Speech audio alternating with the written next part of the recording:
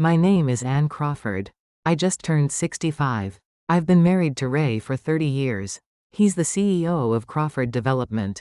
For decades, I thought I was lucky. Ray handled the money, the business, all the important decisions. I organized pills and attended his company parties. That's what good wives do, right? Then I found the Medicare bills. Appointments I never made. Doctors I never saw. Someone was using my identity to build a medical file. At our anniversary party, Ray grabbed the microphone. 200 guests watched. Let's be honest, he laughed. I built everything. Anne just changed diapers. She's lucky I kept her. The hotel owner stepped forward. Geo Black. Silver hair, sharp eyes. She's not lucky, he told the crowd. She's the architect you stole from. I've been waiting 30 years for you to say that out loud. My son looked away. My daughter went silent. Ray's smile cracked. Then I realized the Medicare fraud, the guardianship papers, the stolen designs, it was all connected. What happens when they try to take everything you thought you knew about your own life? If you're hearing this story, tell me in the comments. Where in the world are you listening from? Before we begin today's story, please don't forget to subscribe and hit the like button.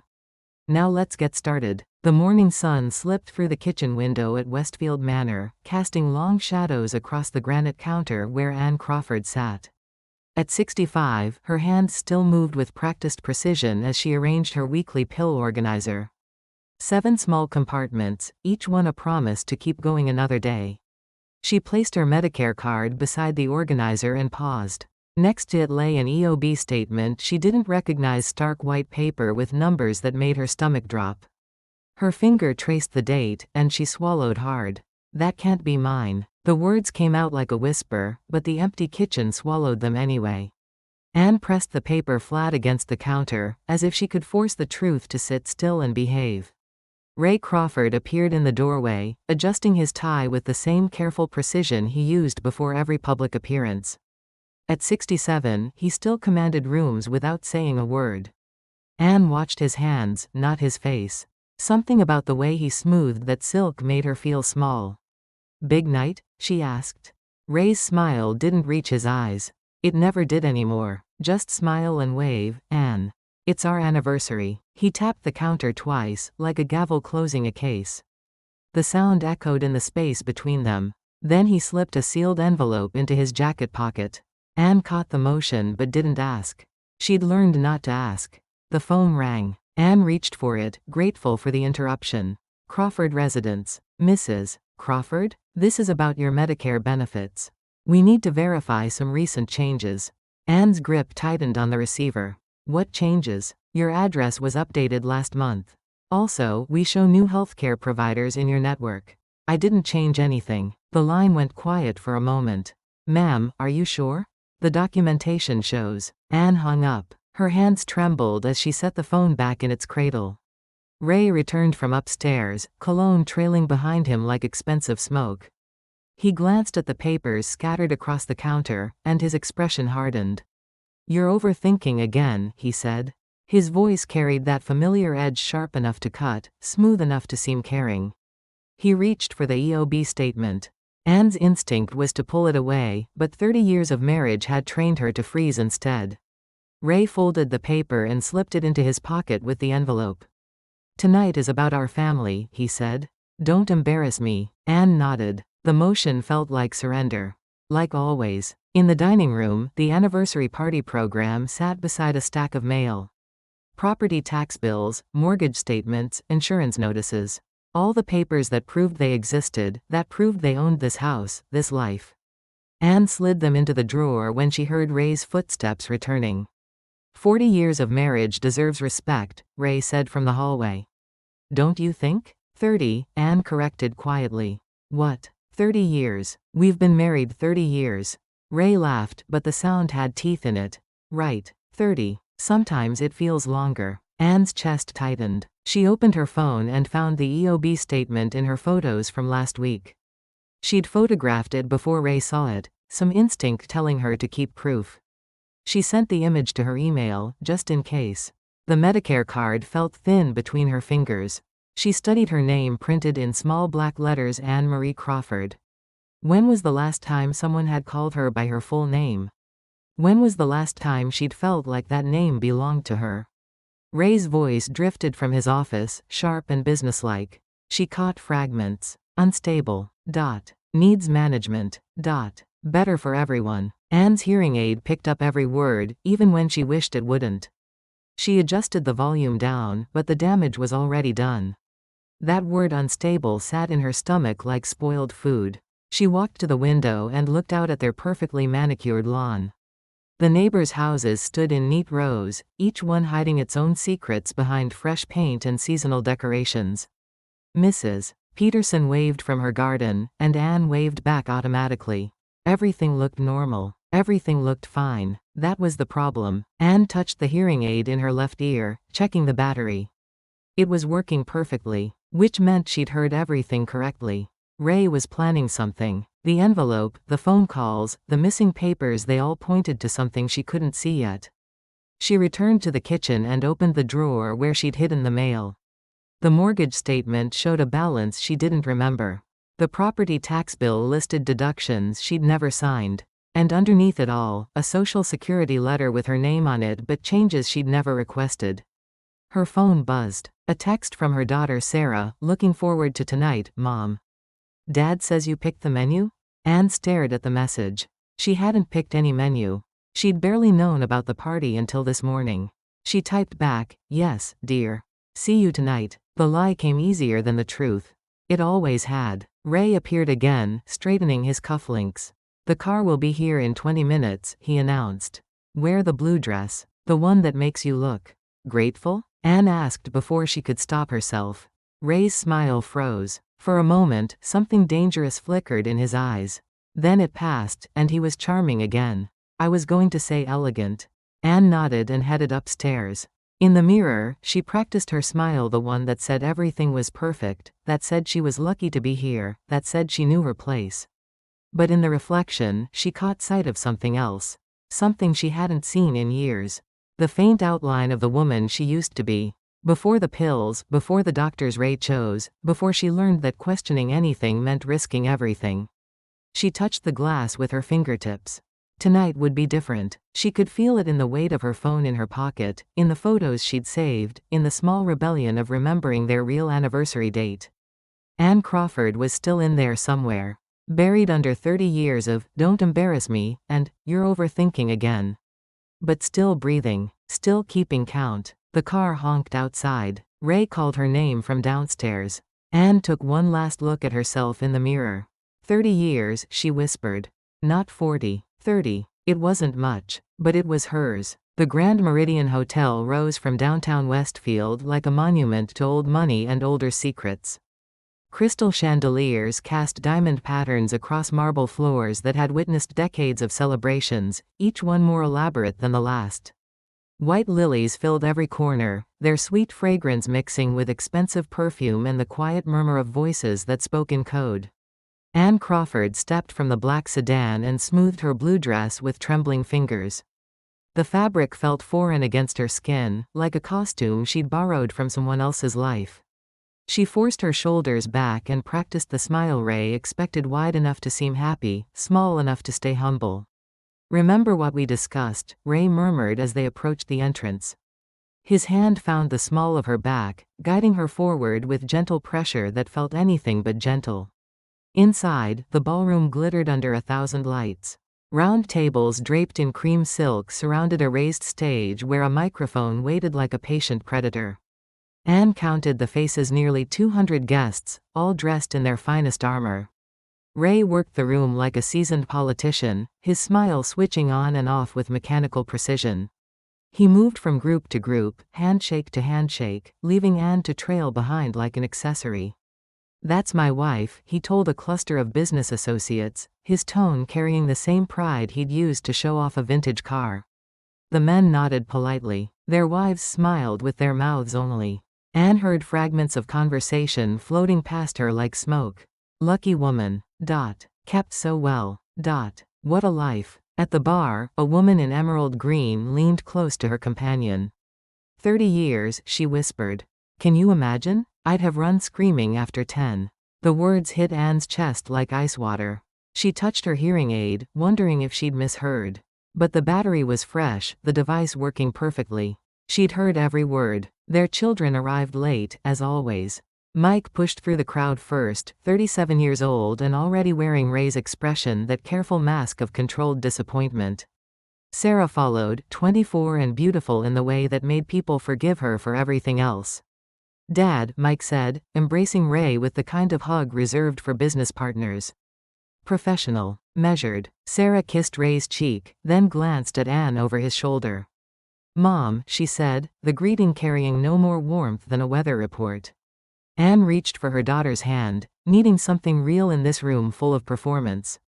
Sarah stepped away, her attention already captured by something on her phone screen. The rejection landed softly but deep, like a stone dropped in still water. "I need to powder my nose," Anne announced to no one in particular. The words felt strange in her mouth, like dialogue from a play she'd never auditioned for. In the ladies' room, Anne locked herself in the farthest stall and sat on the closed toilet seat. Her hands shook as she fumbled with her hearing aid battery case. The old battery came out easily enough, but installing the new one required 3 attempts. Her fingers wouldn't stop trembling. The bathroom door opened, and high heels clicked across tile. 2 voices drifted over the stall walls. "Looks tired, doesn't she? Ray says she's been having episodes.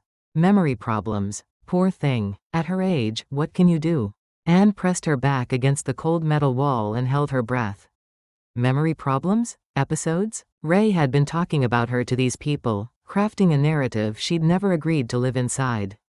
She emerged from the stall and faced the mirror. The woman looking back appeared fine, hair neat, makeup fresh, dress wrinkle-free. But behind her eyes lurked something wild and desperate, like an animal that had just realized the cage door was locked. Back at their table, Ray's brother Vic had arrived. At 62, Victor Crawford carried himself like a man who'd never lost a case or missed a payment. He worked as corporate counsel for Ray's company, which meant he'd perfected the art of making problems disappear. "Big speech tonight," Vic said as Anne approached. His smile reminded her of a shark's all teeth, no warmth. "Try not to take anything personally." Anne's stomach dropped. "Anything?" Vic's smile widened. "You know Ray. He gets theatrical when he's passionate." The word, theatrical, hung in the air like a threat. Anne wanted to ask what he meant, but Ray returned from his rounds, cologne and confidence trailing behind him. A waiter appeared with wine-deep red liquid in crystal glasses that caught the light like liquid garnets. Anne smelled the sharp fruit, heard the gentle clink as glasses met table. Her pulse hammered in her wrists, a rhythm that seemed too fast, too loud. She touched the edge of her Medicare card inside her clutch. The plastic felt solid against her fingertips, proof that she existed outside of this room, outside of Ray's carefully constructed performance. "Ladies and gentlemen," a voice announced over the sound system. "If you could take your seats, we'll begin this evening's celebration." Ray adjusted his tie one final time, the same gesture she'd watched him make 1,000 times before important presentations. But tonight, something was different. Tonight, his eyes held a gleam that made her skin crawl. He leaned close to her ear. "Remember what I told you," he whispered. "Smile and wave. That's all you have to do." Anne nodded, but her hands clenched into fists under the table. Around them, conversation died to a murmur as guests settled into their chairs. The stage lights brightened, and Ray pushed back from the table. "Time for the show," he said. But Anne was beginning to suspect that she was the show.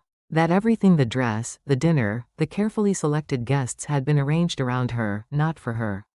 She was the center of something she didn't understand, the star of a performance she'd never rehearsed.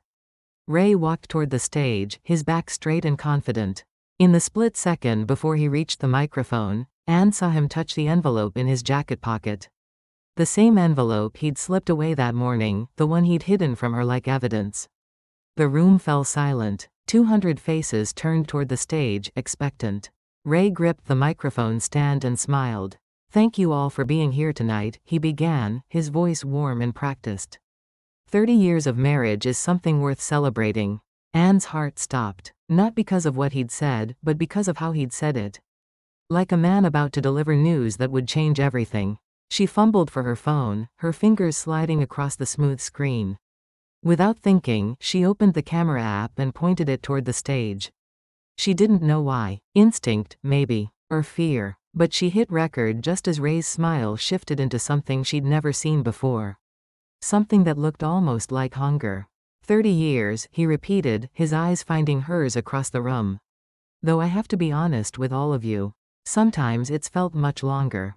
Polite laughter rippled through the crowd. But Anne heard something else underneath it, a current of discomfort, like people laughing at a joke they weren't sure they understood.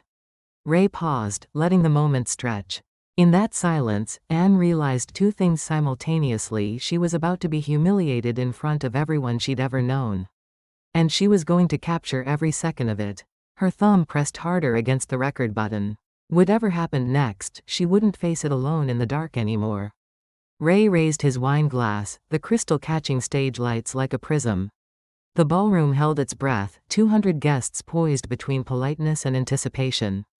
Anne's finger trembled against her phone screen, still recording, still hoping she was wrong about what was coming. 25. No, 30 years, Ray corrected himself with a chuckle that bounced off marble walls. See? Time flies when you're having fun. The crowd laughed with him, but Anne heard the correction for what it was. Not a mistake. A choice. He was playing with the truth the way a cat plays with something small and helpless. Ray set his glass down and gripped the microphone with both hands. His wedding ring clinked against the metal, a sound that carried in the sudden quiet. Let's be honest here, he said, his voice dropping to that intimate tone he used for boardroom victories. I built everything you see tonight. He gestured broadly at the room, encompassing the silk drapes, the crystal chandeliers, the tables full of people who worked for him or wished they did. His arm swept past Anne like she was part of the furniture. I made the money. I bought the house. I paid for the cars, the vacations, the jewelry. Each item landed like a hammer blow. I created the life we live. A few guests shifted in their seats.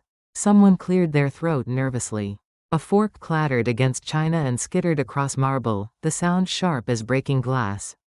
Anne's stomach clenched. Through her phone screen, she watched her husband transform into someone she'd never seen before, someone who fed on discomfort and thrived on control. Anne changed diapers, Ray continued, his smile widening. That's her contribution. 30 years of domestic support. The pause before domestic support stretched like a blade across skin. Anne felt heat rise in her cheeks, but her blood ran cold. Around the room, guests exchanged glances that said they were witnessing something they shouldn't. Ray leaned closer to the microphone. His next words came softly, almost tenderly, which somehow made them worse. She's lucky I kept her. The ballroom went dead silent. Not the expectant quiet from before, but the suffocating silence that follows a car accident. No one breathed. No one moved. Even the waitstaff froze mid-step. Anne's vision tunneled. The world narrowed to Ray's face on the stage, smiling like he'd just delivered the punchline to a hilarious joke. Her phone slipped in her sweating palm, but she gripped it tighter, knowing this moment needed to be preserved like evidence.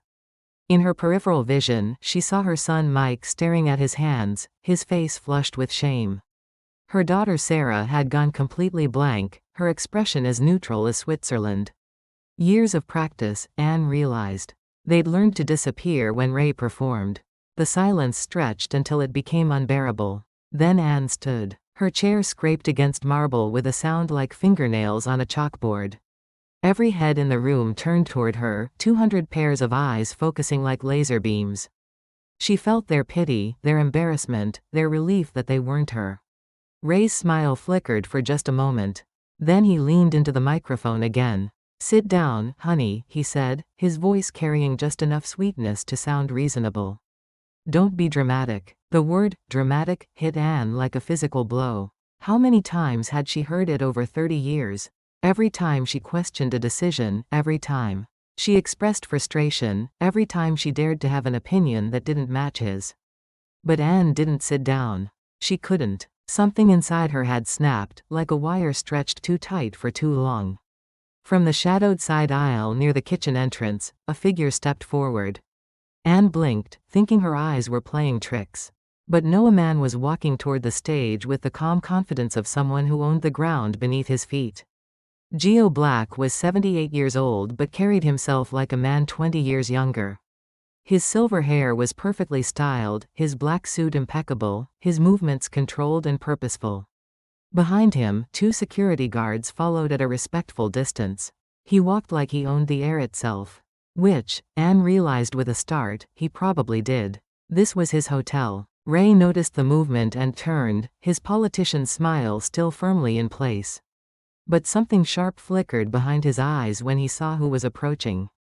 "Excuse me," Geo said, his voice carrying easily through the ballroom without amplification. It was the kind of voice that commanded boardrooms and conquered negotiations. Ray laughed, but the sound had edges now. "Who are you?" Geo reached the stage and looked up at Ray with the patience of a man who dealt with difficult children his entire life. "I own this building," he said simply. "Give me the microphone." Ray pulled the mic closer to his chest, like a child protecting a favorite toy. "This is my event, my anniversary party." Geo climbed the 3 steps to the stage with deliberate slowness. Each footfall echoed in the silent ballroom. When he reached the top, he extended his hand toward Ray with the kind of polite firmness that brooked no argument. "It's my hotel," Geo said. "My microphone, my rules." Ray's mask slipped completely for a moment, revealing something ugly underneath. But he had no choice. In a room full of his business associates and social contacts, he couldn't afford to look petty. He handed over the microphone with a smile that promised revenge later. Geo accepted the mic with a nod and turned to face the crowd. The speakers popped once as the sound system adjusted to his voice. Then he spoke, and his words fell into the silence like stones into still water. "Good evening, ladies and gentlemen. I apologize for the interruption." His eyes found Anne first, not Ray. When he looked at her, she felt something she'd almost forgotten, the sensation of being seen as a person, not a possession. "Anne," he said softly, the name carrying across the ballroom like a prayer. Ray stepped closer, his face darkening. "Don't talk to my wife." Geo turned to him with the kind of smile that could cut diamonds. "Your wife?" He paused, letting the words hang in the air. "You mean the designer?" Anne's heart stuttered. The word, designer, hit her like electricity, bringing back memories she'd buried so deep she'd almost convinced herself they were dreams. Northwestern University. Sketches spread across dormitory floors. The taste of ambition, sharp and sweet on her tongue. Geo reached into his jacket and withdrew a folder legal-sized, well-worn, with the kind of tape reinforcement that suggested it had been handled many times. He placed it on the podium next to the microphone with the care of someone placing evidence before a jury.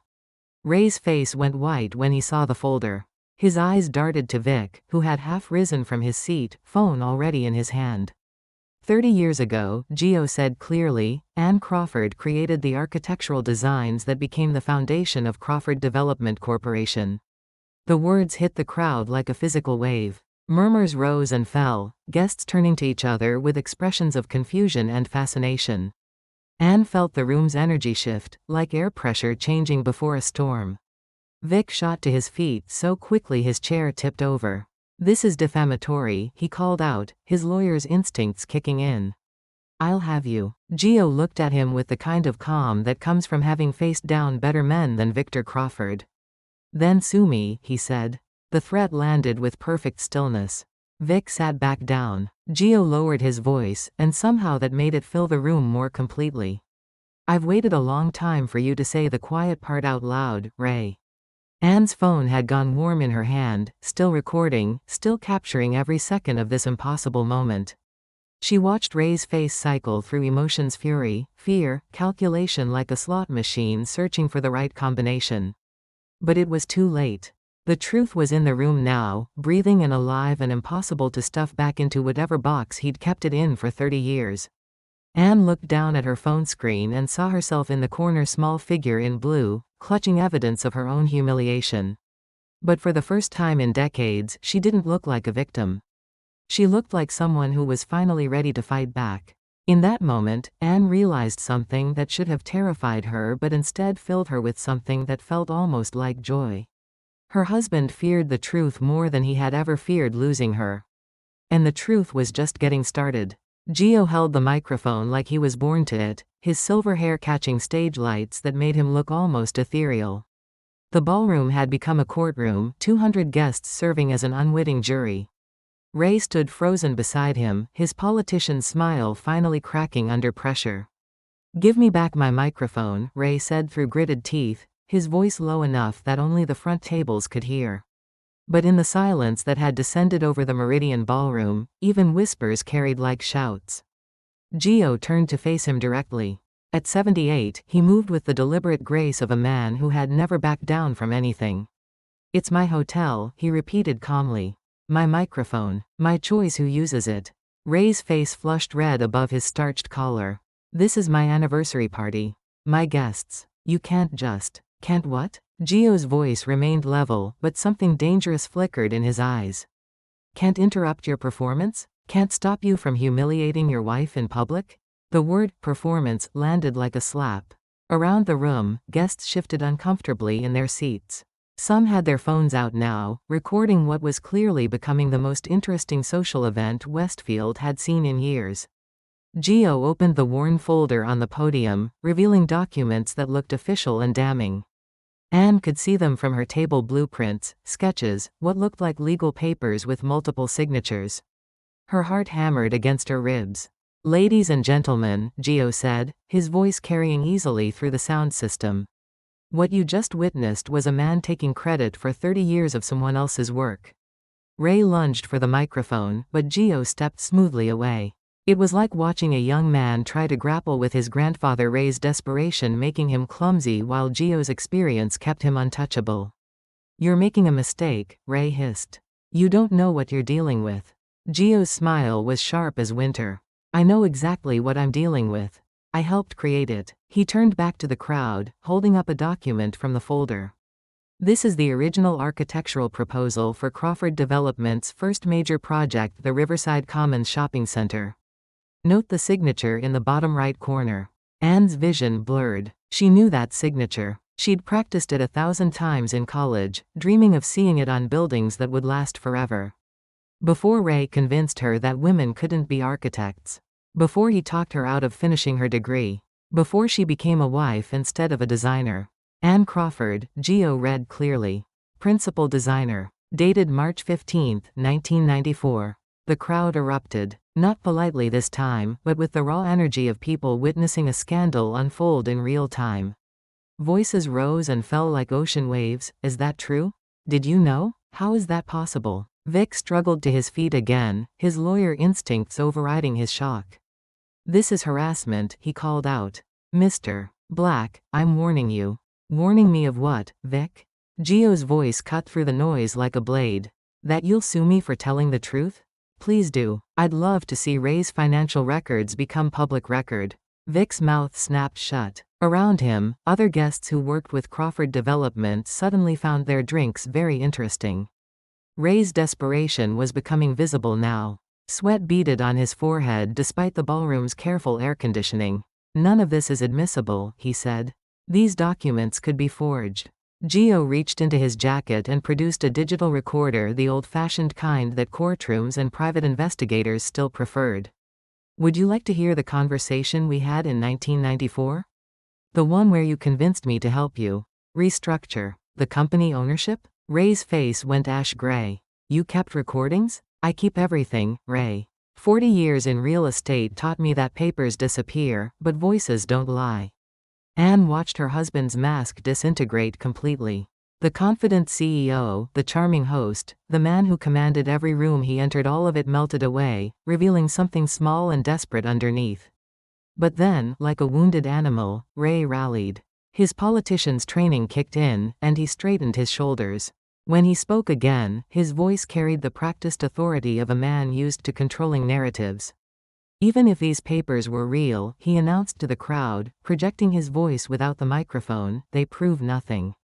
Anne was my girlfriend then. My employee. Everything she created belonged to the company. Belonged to me." The words hit Anne like physical blows. Employee. Belonged. As if creativity could be owned, as if ideas could be purchased with dinner dates and promises of marriage.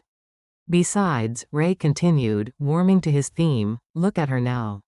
Has she designed anything in 30 years? Has she built anything? Created anything? Or has she spent 3 decades as exactly what she appeared to be?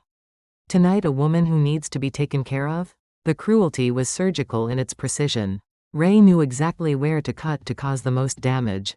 Anne felt the eyes of 200 people weighing her, measuring her, finding her wanting. But then Gio did something unexpected. He laughed. It wasn't cruel or mocking. It was the kind of laughter that comes from hearing something so absurd it can't be taken seriously.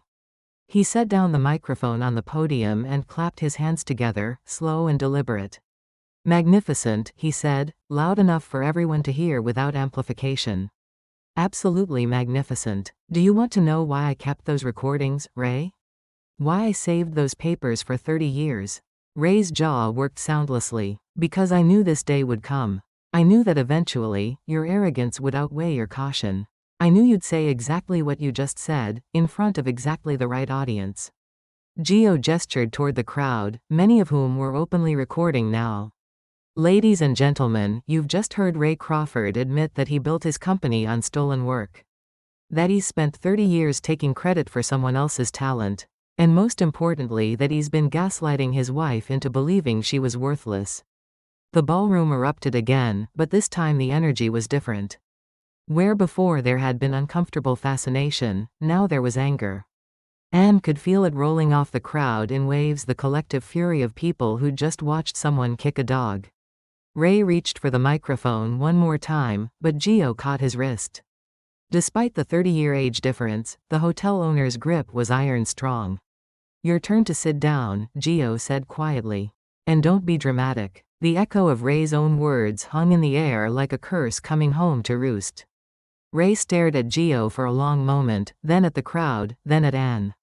For just a second, she saw something that might have been fear flicker across his face. Then he turned and walked off the stage, leaving Gio alone at the podium. Anne's phone was still recording. Her hands had stopped shaking. And for the first time in 30 years, she wasn't the one who looked small.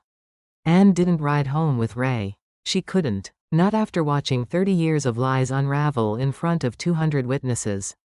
Instead, she sat in the hotel lobby until the valet brought her car, her blue dress feeling like armor she was finally ready to shed. The elevator hum was soft and steady as she rode to the parking garage. Her footsteps echoed off concrete walls that smelled of oil and exhaust. Everything felt different now, sharper, more real, like she'd been living underwater and had finally surfaced. In her car, she sat for a moment in the dim light, processing what had just happened. Her hands found the glove box automatically, muscle memory from 30 years of nervous habits. Inside, beneath the registration and insurance papers, her fingers touched something she'd forgotten was there. An old keychain from Northwestern University. Purple and white, the colors faded but still recognizable. She held it up to the parking garage lights and stared at it like an artifact from another life. The young woman who'd owned this keychain had believed in blueprints and steel, in buildings that would outlast their creators. She'd stayed up until dawn sketching ideas that felt as essential as breathing. She'd planned to change skylines. Anne started the car and drove home through empty streets, the keychain warm in her palm. Westfield slept around her, unaware that one of its most perfect marriages had just imploded in public. The house looked smaller when she pulled into the driveway. Ray's car was already there, parked at its usual angle, but all the lights were off except for the porch lamp. Anne sat in her car for another moment, gathering courage for what came next. She slipped inside through the back door, moving quietly out of habit rather than necessity. Ray's voice drifted from his office, sharp, urgent, the tone he used when deals were falling apart. She caught fragments. Damage control. Need options. Whatever it takes. Anne kicked off her heels and padded upstairs in stocking feet. At the end of the hallway, a cord hung from the ceiling. She pulled it down, and attic stairs unfolded with a soft creak that sounded like secrets being shared. The attic was darkness and dust motes dancing in the beam of her phone's flashlight. Boxes lined the walls like cardboard tombstones, each one labeled in her careful handwriting Christmas decorations. Mike's baby clothes, Sarah's school projects, and there, in the far corner, a box that made her heart stop, and school. The tape had yellowed and curled at the edges. Her fingers trembled as she peeled it away, the adhesive coming off in brittle strips. Inside, wrapped in tissue paper that felt like old skin, were the pieces of the person she used to be. Sketches from her architectural theory class. Blueprints for buildings that existed only in her imagination. A worn spiral notebook filled with measurements and dreams. All of it exactly as she'd left it, before Ray convinced her that marriage was more important than a career that might not work out anyway. She lifted the notebook and opened it to a random page. Her own handwriting stared back at her. The goal of architecture is not to create monuments to ego, but homes for the human spirit. The words hit her like a physical blow. When was the last time she'd thought about the human spirit? When was the last time she'd created anything that wasn't dinner or excuses? Downstairs, Ray's voice rose sharply. She's unstable, Victor. We've both seen it. The forgetfulness, the paranoia. We need a guardianship petition, and we need it tomorrow. Anne froze on the attic stairs, the notebook clutched against her chest. Through the heating vent, Victor's voice replied, muffled but audible, emergency petition might work. We can cite tonight as evidence of a breakdown. Get her evaluated. Freeze any major decisions. Her blood turned to ice water. They were talking about taking away her rights. Making her a ward of the state. Declaring her incompetent. She descended the stairs as quietly as she could and went to the kitchen drawer where she kept important papers. Her Medicare EOB was still missing, taken by Ray that morning, but she found other documents that made her stomach drop. A Social Security statement showing recent changes to her direct deposit. Medical appointments at a clinic across town, appointments she'd never made, with doctors she'd never met. Bills for psychiatric consultations she'd never attended. Someone had been using her identity. Building a file. Creating a paper trail that painted her as mentally unstable, financially irresponsible, incapable of caring for herself. Ray's voice drifted from the office again. The business can't survive this kind of scrutiny. If those recordings become public, if she starts talking to reporters. Anne's hands moved automatically to her phone. She photographed everything, the EOB with the mysterious clinic visits, the Social Security changes. The property tax bills with deductions she'd never authorized. Each image felt like evidence in a trial she hadn't known she was part of. She returned to the attic and carefully packed the notebook and blueprints back into the box. But this time, instead of leaving it in the corner to gather dust, she carried it down to her car. The weight felt good in her arms, substantial, real, proof that she'd once been someone who mattered. As she loaded the box into her trunk, her phone buzzed with a text from Ray, "Come inside. We need to talk." Anne stared at the message for a long moment. Then she typed back, "I'm not ready." His response came immediately, "Anne, you're being unreasonable. Come home." She turned off her phone without replying and sat in her car, surrounded by the darkness of her own driveway. Through the kitchen window, she could see Ray pacing, phone pressed to his ear, orchestrating whatever came next in his plan to erase her. But Anne wasn't ready to be erased. Not tonight. Not after seeing her own handwriting, her own dreams, her own proof that she'd once been capable of creating something beautiful. She started the car and backed out of the driveway, leaving the porch light burning like a lighthouse she was finally brave enough to sail away from. The box of her old life sat in the trunk, waiting to be opened again. And for the first time in 30 years, Anne Crawford wasn't afraid of what she might find inside.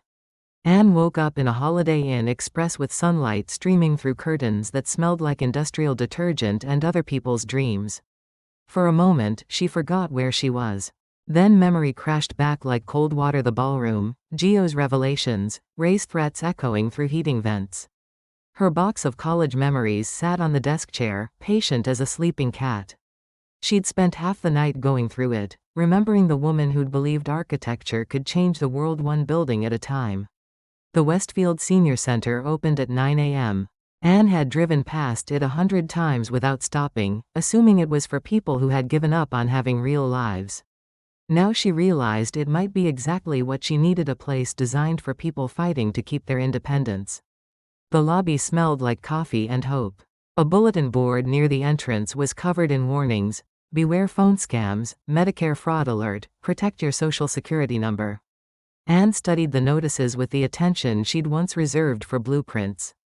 A volunteer named Dorothy approached with a warm smile and bifocals on a chain. First time visiting us, honey? I need help, Anne said, surprised by how simple the words felt. Someone's been using my Medicare information without permission.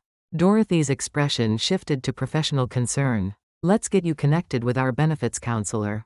She deals with this more often than we'd like. Within minutes, Anne was sitting across from Maria Santos, a woman in her 50s who spoke with the rapid-fire precision of someone who'd fought insurance companies her entire career. Show me everything you have, Maria said, spreading Anne's photos across her desk like cards in a poker game where the stakes were someone's entire life. The Medicare EOB that Ray had confiscated was there in digital form, showing appointments at Westfield Psychiatric Associates for dates when Anne had been having lunch with her book club. Bills for medications she'd never been prescribed. Consultations for conditions she'd never been diagnosed with. This is systematic, Maria said, her voice grim. Someone's building a medical history to support a competency claim. Have you been served with any legal papers? Anne's stomach clenched. Not yet, but I heard my husband and his brother discussing guardianship last night. Maria's fingers flew across her keyboard. We need to get ahead of this. I'm calling the Medicare fraud hotline right now, and we're documenting everything with timestamps. The call took 45 minutes. Anne sat quietly while Maria navigated phone trees and transfer systems, advocating with the relentless patience of someone who'd learned that bureaucracy was a war of attrition. Ma'am, we see irregular billing patterns on your account, the Medicare representative finally confirmed. We're opening a fraud investigation and flagging your file for identity protection. Anne felt something loosen in her chest. Someone believed her. Someone was taking notes. From the senior center, she drove to Mountain View Credit Union, where she'd banked since before she married Ray. The building was small and local, the kind of place that still sent birthday cards to longtime customers. The manager, Janet Kim, spread documents across her desk with the gentle efficiency of a funeral director. Mrs. Crawford, someone attempted to file a power of attorney application on your account last week. Anne's hands went cold. Who? Your husband. With supporting documentation from a drive. Feldman stating you were experiencing cognitive decline and required financial oversight. Anne had never heard of Dr. Feldman. She'd never been to any doctor without Ray driving her, waiting in the lobby, consulting with physicians about treatment plans she wasn't allowed to understand. What stopped it? Anne asked. Janet smiled. Bank policy requires the principal to appear in person for POA filings involving amounts over $50,000. Mr. Crawford said you were too unwell to travel. But I'm here now. Yes, you are. And you seem perfectly competent to me. Would you like to place a fraud alert on your accounts? Anne signed the paperwork with a steady hand. Each signature felt like a small act of rebellion, a declaration that Anne Crawford still existed and intended to keep existing. Her phone buzzed with texts from Ray. Where are you? Followed by, this is ridiculous, Anne. Come home so we can work this out like adults. She turned the phone face down and kept signing forms. From the bank, she drove to the offices of Legal Aid of Central New Jersey. The waiting room was full of people who looked like they were fighting for their lives with nothing but hope and determination. Anne fit right in. June Morrison was 60 years old with gray hair pulled back in a no-nonsense bun and eyes that had seen every kind of family betrayal humanity could devise. She listened to Anne's story without interruption, taking notes on yellow legal paper. Elder abuse, June said when Anne finished. Financial and psychological. The medical identity theft is particularly sophisticated. Someone's been planning this for months. What can I do? June leaned forward. We fight back with documentation. Every photograph you took, every bank record, every Medicare statement becomes evidence. We file protective orders, fraud reports, and emergency motions to prevent any guardianship filing. Anne's phone rang. Ray's name appeared on the screen like a summons from a past life. She declined the call and looked at June. What if I'm too late? What if he's already filed papers? Then we fight in court. But Anne, June's voice softened. You're not the helpless woman he's tried to make you believe you are. You're here. You're taking action. You're gathering evidence. That's not the behavior of someone who needs a guardian. For the first time in 30 years, Anne felt like she was being seen clearly. Not as Ray's wife or Mike and Sarah's mother or someone who needed to be managed, but as Anne Crawford, architect, fighter, woman who knew her own mind. June handed her a business card. Call me if anything happens. And Anne? Consider getting somewhere safe tonight. Men like your husband don't give up power easily. As Anne left the legal aid office, her phone buzzed again. This time it wasn't Ray. It was a number she didn't recognize. This is Geo Black. The hotel has extended stay suites if you need a safe place to think. She stared at the message for a long moment. Yesterday, she would have gone home and apologized for causing a scene. Yesterday, she would have believed that keeping the peace was more important than keeping her sanity. But yesterday, she hadn't remembered who she used to be. Anne typed back, "Thank you." Yes. The paperwork in her purse felt like armor now: fraud reports, bank alerts, legal aid intake forms. For 30 years, documents had been weapons used against her. Tonight, they were finally fighting on her side. The Morris County Courthouse smelled like old wood and broken promises. Anne sat at a table that felt too large for one person, her hands flat against the polished surface. Feeling every scratch and dent worn into the grain by 30 years of legal battles. Across the aisle, Ray sat with Victor and 2 attorneys from his corporate law firm, their briefcases arranged like artillery. Ray wore his navy blue, trustworthy CEO suit and the expression he'd perfected for difficult board meetings: concerned but confident, reasonable but firm. Anne's folder lay open beside her legal pad.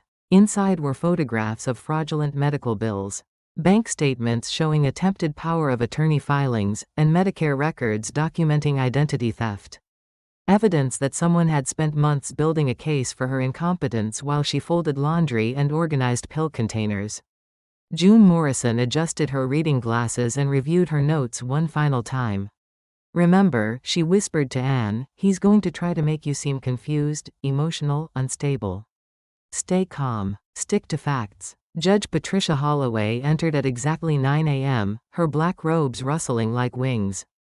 At 64, she'd spent her entire career listening to family members lie about their good intentions while systematically destroying each other's lives. Her expression suggested she'd heard every possible variation of this story. "This is an emergency guardianship hearing," Judge Holloway announced, settling into her chair like a bird of prey preparing to hunt. "Mr. Crawford, your petition alleges that your wife is mentally incompetent and requires immediate protective oversight." Ray's primary attorney, Marcus Webb, stood with the smooth confidence of a man who billed $800 an hour. "Your Honor, Mrs. Crawford has exhibited increasingly erratic behavior. Memory loss, poor judgment, public outbursts. She abandoned her family home 3 days ago and has been making irrational financial decisions." Anne watched Ray nod sadly, playing the role of devoted husband forced into an impossible situation. His expression said, "I don't want to do this, but what choice do I have?" "What specific incidents support these claims?"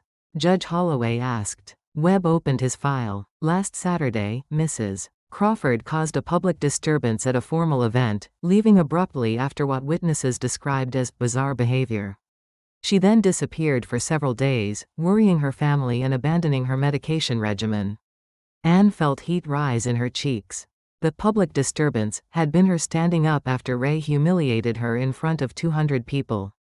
But Webb made it sound like she'd suffered a psychotic break at a church bake sale. Additionally, Webb continued, "Mrs.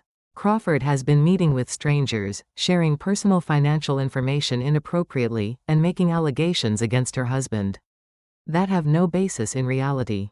Judge Holloway made a note. "Dr. Feldman's report?" Webb produced a manila folder thick with official-looking papers. "Dr. Feldman has evaluated Mrs. Crawford and recommends immediate intervention. Progressive cognitive decline, possible early-stage dementia, inability to manage complex decisions." Anne's jaw clenched. She'd never met Drive Feldman, never been evaluated, never consented to any psychiatric examination. But there was his signature on documents that could strip away her legal rights forever. "Mrs. Morrison?" Judge Holloway turned to June. June stood, and Anne felt a flutter of hope. At 60, June Morrison had the kind of courtroom presence that came from spending decades fighting for people who couldn't fight for themselves. "Your Honor, this petition is not about protecting Mrs. Crawford. It's about silencing her." June's voice cut through the courtroom air like a scalpel. 3 days ago, Mrs. Crawford discovered evidence of systematic financial fraud perpetrated against her by the very person now claiming he needs to protect her. Webb objected. Hearsay and inflammatory. Sustained, Judge Holloway said. Ms. Morrison, stick to facts. June nodded. Facts. Mrs. Crawford has documented proof of Medicare fraud, medical appointments she never attended, medications she never received, psychiatric evaluations she never consented to, all billed to her insurance by Dr. Feldman and other providers. She placed the EOB photographs on the evidence table. Mrs. Crawford discovered these irregularities and took appropriate action, filing fraud reports, alerting her bank, seeking legal counsel. These are not the actions of an incompetent person. Judge Holloway leaned forward, studying the documents. Dr. Feldman, are you present? A thin man in an expensive suit stood from the gallery. Yes, Your Honor. Did you examine Mrs. Crawford in person before writing this evaluation? Dr. Feldman glanced nervously at Ray's legal team. The evaluation was based on extensive consultation with her family physician and her husband's detailed reports of behavioral changes. That's not what I asked. Did you personally examine Mrs. Crawford? No, Your Honor, but then your evaluation is worthless. Judge Holloway's tone could have cut glass.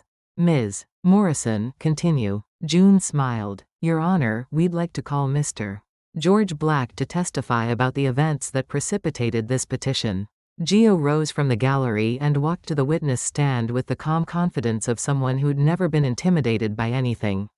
He placed his hand on the Bible and swore to tell the truth with the gravity of a man who'd made that promise and kept it his entire life.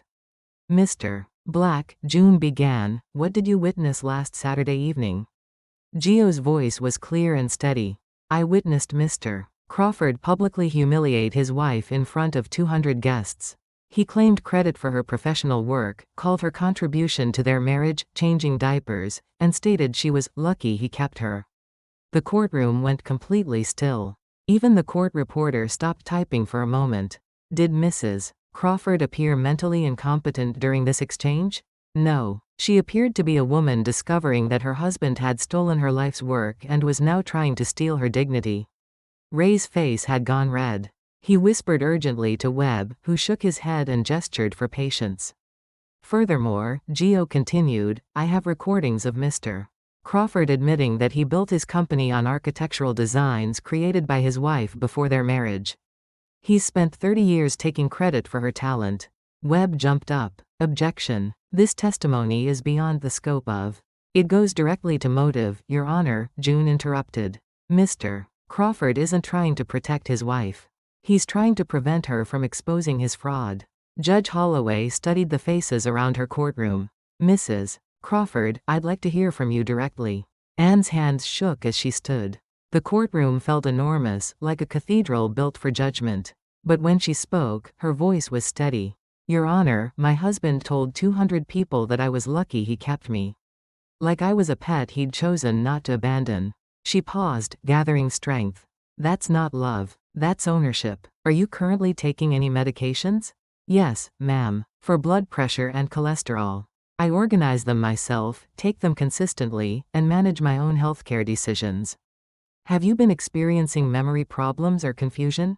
Anne smiled slightly. I remember exactly when I married my husband, how long we've been married, and what I've sacrificed to make him successful. I remember every detail of the architectural designs I created that became the foundation of his company. My memory is fine. Judge Holloway made notes on her legal pad.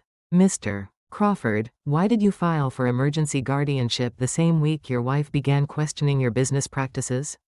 Ray stood, his politician's mask finally slipping. She's not thinking clearly. The stress, the accusations, she needs help. Help? Or silence? I love my wife, Your Honor. I'm trying to protect her. From what? Ray's mouth opened and closed soundlessly. Around the courtroom, the silence stretched like a held breath. Judge Holloway set down her pen. Mr. Crawford, your petition for emergency guardianship is denied. Furthermore, I'm ordering immediate protections for Mrs. Crawford, no changes to any power of attorney documents, fraud alerts on all financial accounts, and a full investigation of the Medicare irregularities. Anne felt something inside her chest break open, not breaking apart, but breaking free. Like a bird realizing its cage door had been open all along. Outside the courthouse, her daughter Sarah was waiting by the stone steps. Her eyes were red, her makeup smudged like she'd been crying for hours. "Mom," Sarah whispered, the word breaking in the middle. Anne didn't rush to comfort her, didn't immediately offer forgiveness or understanding. Instead, she waited. 30 years of managing other people's emotions had taught her patience. "I didn't see it," Sarah continued. "All those years, I thought you just weren't interested in Dad's work. I thought you liked being taken care of." Anne nodded. "Now you know different. What happens now?" Anne looked back at the courthouse, where Ray was probably strategizing damage control with his legal team. Then she looked at her daughter, really looked at her for the first time in years. "Now I decide what Anne Crawford wants to do with the rest of her life." Anne's new condo sat 3 blocks from the Raritan River, where morning joggers traced the water's edge and evening walkers fed ducks that knew the difference between stale bread and genuine kindness. The space was smaller than the Westfield Manor, but every square foot belonged to her. She'd chosen it herself: 2 bedrooms, 1 bathroom, a kitchen with windows that faced east toward sunrise. No granite countertops or marble floors, just clean lines and surfaces that showed their wear honestly. The monthly rent was less than Ray spent on his car payment. Her pill organizer sat on the kitchen counter now, no longer hidden in drawers or disguised as something shameful. 7 compartments filled with medications she understood, prescribed by doctors she'd chosen, for conditions she managed herself. The Medicare card beside it bore her name in letters that looked bold instead of small. Design after 60 inches met every Tuesday evening at the senior center. Anne had found the flyer on the community bulletin board between Bridge Club and Chair Yoga for Arthritis. She'd almost walked past it, dismissing it as arts and crafts for people with too much time and too little purpose. But when she'd shown up the first night with a sketching pad and mechanical pencils she'd bought specifically for the occasion, something magical had happened. Her hands remembered. The pencil moved across paper like it was completing a conversation that had been interrupted 30 years ago. Lines became walls, spaces became rooms, ideas became possibilities that could be built and lived inside. "What are you working on, Anne?" asked Margaret, the program coordinator. Peering over her shoulder at blueprints for a senior housing complex that prioritized dignity over efficiency. "Something that should have been built 30 years ago," Anne replied. The other participants, retired teachers, former accountants, widows discovering talents they'd never had time for, gathered around her table. They studied her drawings with the appreciation of people who'd learned to recognize quality when they saw it. "This is professional work," said Robert, a former contractor whose hands still bore the scars of a lifetime building other people's dreams. "You should be teaching us." Anne smiled. "I'm still learning myself." But that wasn't entirely true. Each week, more of her old confidence returned. The woman who'd designed the Riverside Commons shopping center was still in there, just waiting for someone to ask her opinion about load-bearing walls and natural light patterns. Geo Black offered her a consulting contract for the Meridian Hotel's sustainability renovation. The building's from 1987, he'd explained over coffee in the hotel's restaurant. It needs someone who understands how to honor its bones while giving it new life. Anne had insisted on reviewing the original blueprints first, spending 3 days in the county planning office studying the building's architectural DNA. When she'd finally presented her recommendations: solar panel integration, water reclamation systems, accessibility improvements that felt organic rather than retrofitted, Geo had nodded like he'd been waiting 30 years for exactly this conversation. "Your name goes on every document," he'd insisted. No more invisible work. The contract was modest enough to supplement her Social Security but not enough to change her lifestyle dramatically. That wasn't the point. The point was seeing Anne Crawford, architectural consultant, printed on letterhead that belonged to her. Her son Mike called on a Thursday evening while she was reviewing HVAC specifications for the hotel renovation. His voice came through the phone tentative and raw, like he'd been practicing what to say for hours. "Mom," he said, and the word cracked in the middle like an adolescent's voice. I need to apologize. Anne set down her pencils and gave him her full attention. For what? For not seeing. For letting Dad make you disappear. Anne let the apology settle between them like dust after a building collapse. She could have rushed to comfort him, could have insisted it wasn't his fault, could have made it easier for him to feel better about himself. Instead, she told him the truth. You saw what you were taught to see. Now you have to decide what you want to see going forward. Mike was quiet for a long moment. Then, can I take you to dinner sometime? Just us. I want to hear about your work. I'd like that, Anne said. And meant it. Ray had tried to contact her exactly once since the courthouse hearing. A single text message, "You'll regret this decision when you realize how much you need me." Anne had read it twice, then deleted it without responding. She'd printed her latest bank statement instead, the one showing only her name, only her deposits, only her financial decisions. She'd filed it in a folder labeled Future, right behind the architectural sketches she'd started keeping again. At the Methodist church potluck the following Sunday, an older woman named Eleanor squeezed Anne's hand while they waited in line for casseroles that smelled like comfort and community. "Honey," Eleanor said, studying Anne's face with the careful attention of someone who'd spent 80 years learning to recognize resilience, "you look lighter." Anne laughed, surprised by how true it felt. Lighter? Like you've been carrying something heavy for so long you forgot what your real weight was. Now you remember. That night, Anne opened her desk drawer and found the anniversary party program from the Meridian Hotel. Ray's photograph smiled up at her from the cover, his arm around a woman who looked like she was apologizing for existing.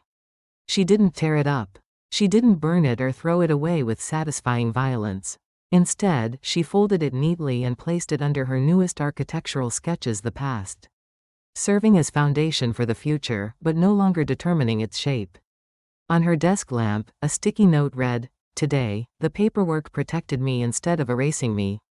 She'd written it the day she'd moved into the condo, a reminder that documents could be weapons or shields depending on who was holding them. Below that, she'd added another note, "I choose my name." And on the most recent addition to her collection, Anne Crawford, architect. She'd written those words in the same careful script she'd used to sign blueprints in college. When the world had seemed full of buildings waiting to be designed and problems waiting to be solved through careful attention to structure and beauty. The woman in her bathroom mirror looked older than the one who'd sat in the Westfield Manor kitchen organizing pills and avoiding questions. But she also looked present in a way that Anne had almost forgotten was possible. The pills were still there: blood pressure medication, cholesterol management, the small chemical interventions that kept 70-year-old bodies running smoothly. But they shared counter space now with drafting tools and architecture magazines and business cards that bore her name. Anne Crawford wasn't the same woman who'd married Ray 30 years ago, full of dreams she'd been convinced to abandon. But she was the same woman who'd created those dreams in the first place. Time had changed her face and her hair color and the steadiness of her hands. But it hadn't changed her ability to look at empty spaces and imagine what they could become. She'd just forgotten, for a while, that her own life was one of those spaces.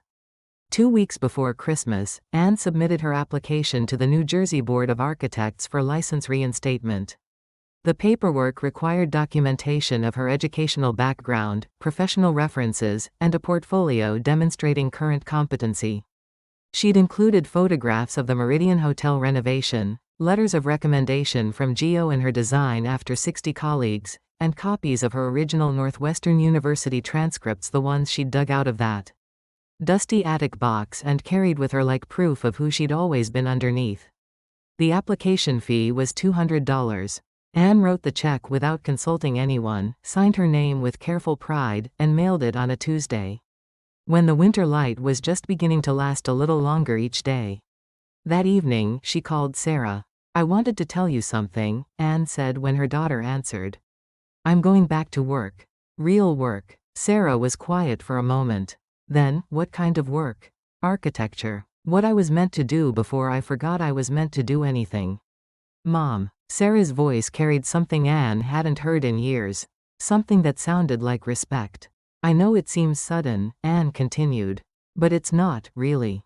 It's 30 years overdue. When she hung up, Anne returned to her drafting table where sketches for a new project were taking shape. A community center designed specifically for seniors transitioning to independent living spaces that prioritized dignity, accessibility, and the radical idea that older adults deserved beautiful environments designed around their actual needs rather than their perceived limitations. The building would be covered in windows that let in natural light without creating glare. The floors would be level and slip-resistant without looking institutional. The bathrooms would be accessible without feeling medical. Every detail would communicate the same message: you matter. Your comfort matters. Your independence matters. Anne had tentatively titled the project, Crawford Commons, then crossed that out and written, Riverside Commons 2, instead. Then crossed that out too. Finally, she'd written simply, home. Life doesn't end just because it breaks once. What falls apart can be the very place where we learn to stand again. If this story gave even a small moment of strength to someone out there, then everything I went through means something today. If this resonated with you, please like and subscribe, and share a piece of your own story in the comments below. Your words might become the seed of the next chapter we create together. Thank you for spending this